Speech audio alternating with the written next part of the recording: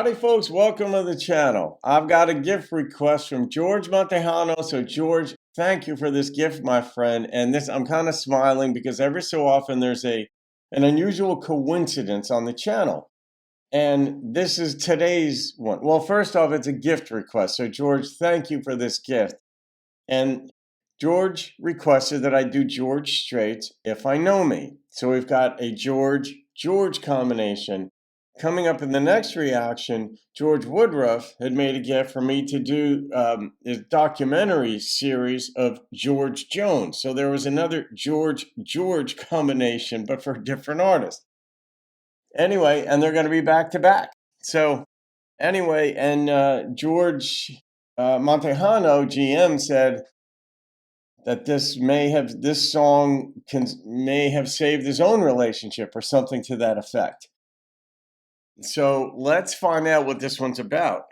I don't know, maybe I'll wind up putting this in the premarital counseling playlist. It's been a little while since I've put one in there. Here we go. If I Know Me.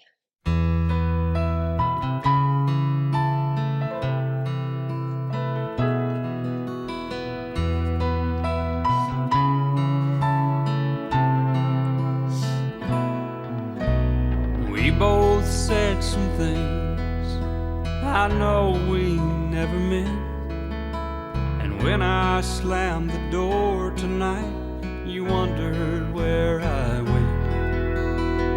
If I know you, you're probably wondering what to do. You're thinking that I'm gone for good if I know you. But if I know me,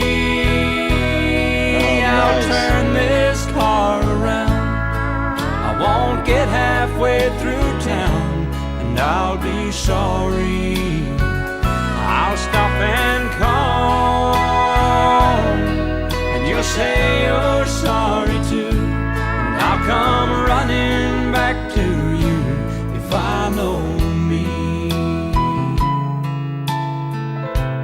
Been there, done that.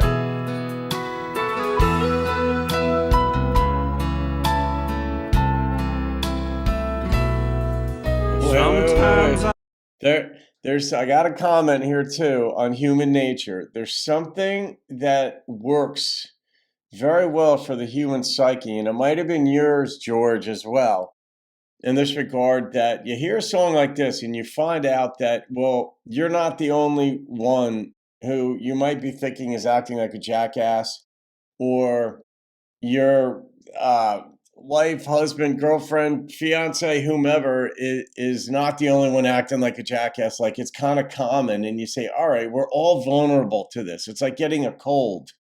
It's like you walk to an airport or you go to a restaurant and the next day you've got a cold or the flu, and it's like, oh crap, I picked up something. But other people are susceptible to this stuff too. Emotionally, psychologically, we're susceptible to many of the same pressures and reactions. And then we're human beings. We want to engineer them so we're more socially,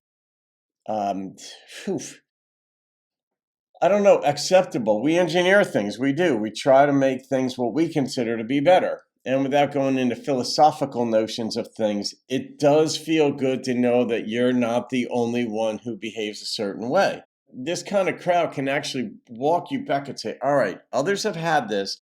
Others have dealt with it. Others have gotten through it.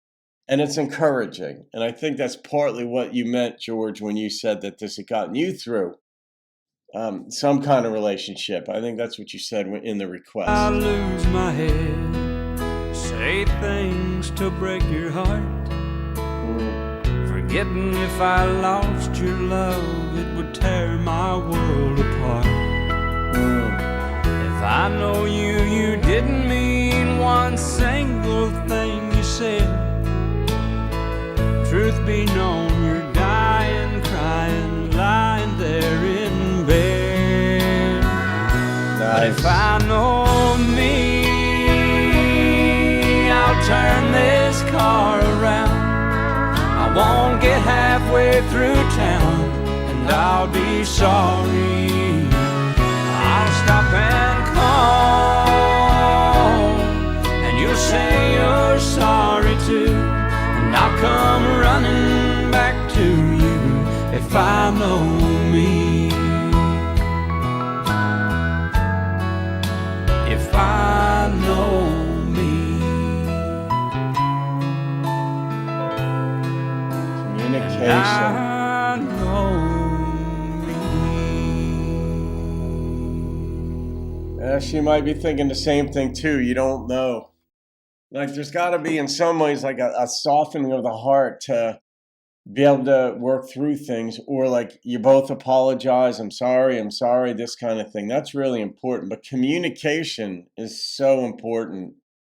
Being a life coach, being a relationship coach as well, I'm working with people, whether professionally or even a lot of people I know just in my life will sort of consult with me or just talk with me and say, Don, I'm in this situation. What do you think?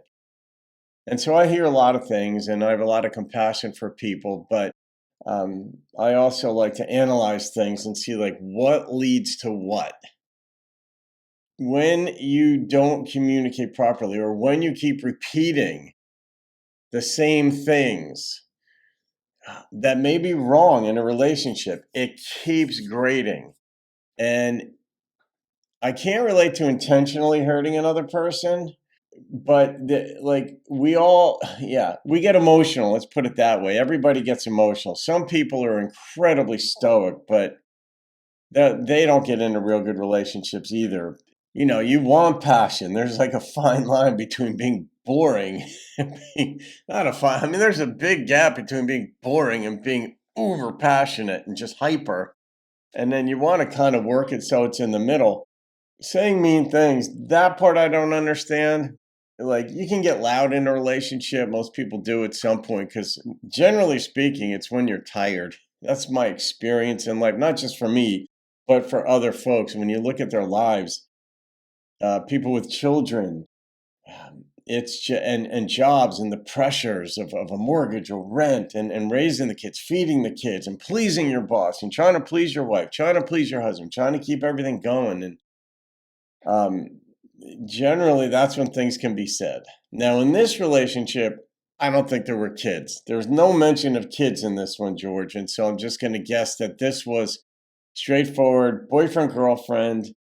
Maybe they were engaged. No mention of that either. But something got out of control. And he gets in his car. And then he's like, I know me. I'll be back. And she probably knows him too, but she's not sure. He even said that. It was a good setup in the beginning. She's not sure if he's coming back. Just on the nose type of song. This is a lot of relationships right here. So I'm glad this saved yours, George. And, you know, I don't need details. I don't mind details. They don't bother me. I don't judge people. I know this world is a very difficult place to live. It just is. I mean, the human brain is very helpful in ways, but it also makes us aware of our own mortality. And that causes us a lot of problems. Just that simple awareness. And I could, dial it back and walk you through that. But it makes it difficult. And so we feel the pressures and, we're socially oriented people. So if you notice, your greatest joys and greatest sadnesses involve other people. And we try to navigate those waters. The Statler brothers in the prior reaction I did it with thank yous. And then they found their place in the world as far as their music went.